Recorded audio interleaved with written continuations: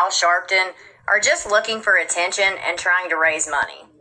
Actually, yeah, that's the whole fucking point. Attention and money to run their own investigations. When you stop hearing white privilege and thinking that means personal fortune and understand that it actually means rigged system, then you can see the bigger picture a whole lot clearer. No, not every white family gets justice. However, we are far more likely to be able to grieve and bury our loved ones while the media, the investigators, and the public keep our loved ones' names alive.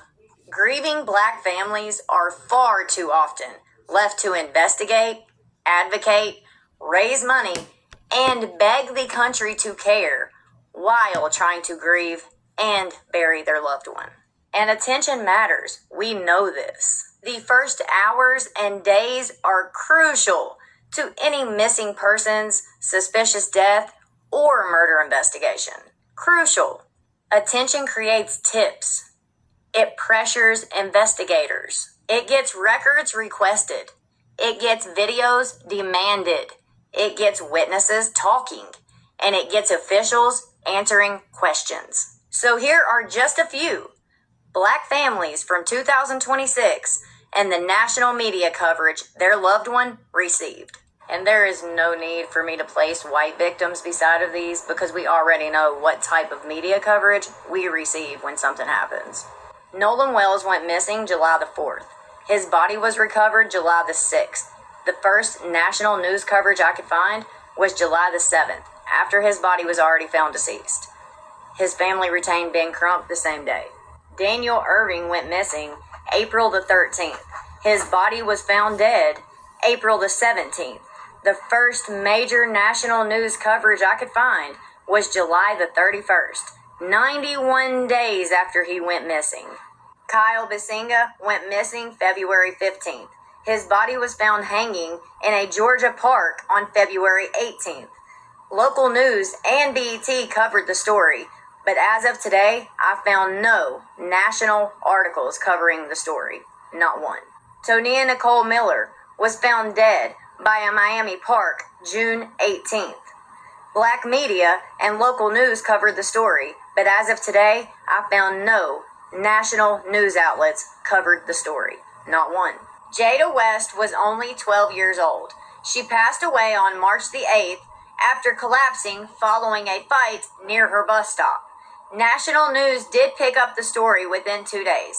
However, her family still had to retain Ben Crump in order to try and demand a transparent investigation.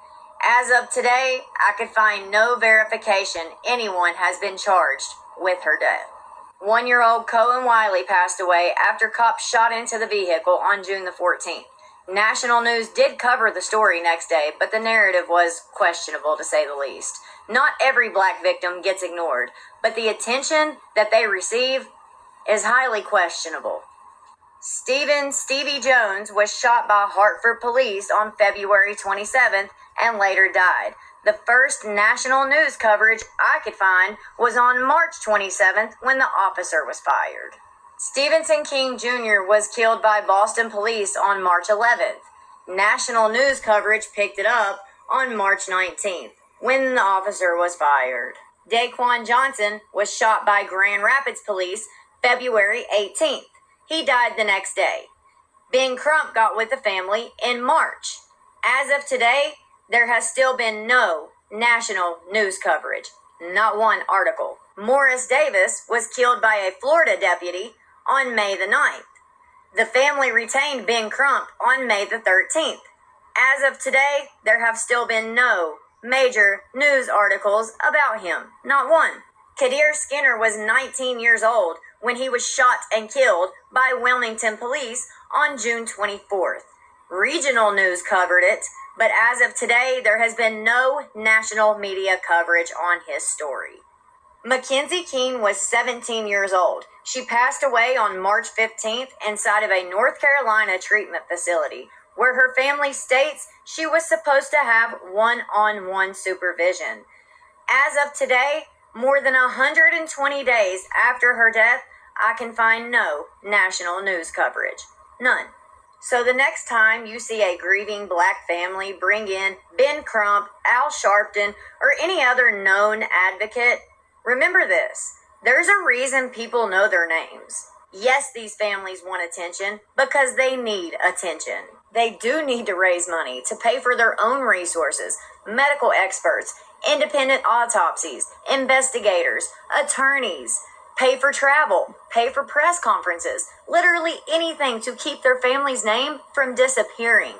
This is another part of our privilege.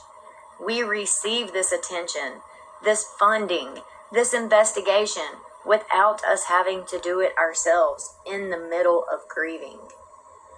They're forced to bring their own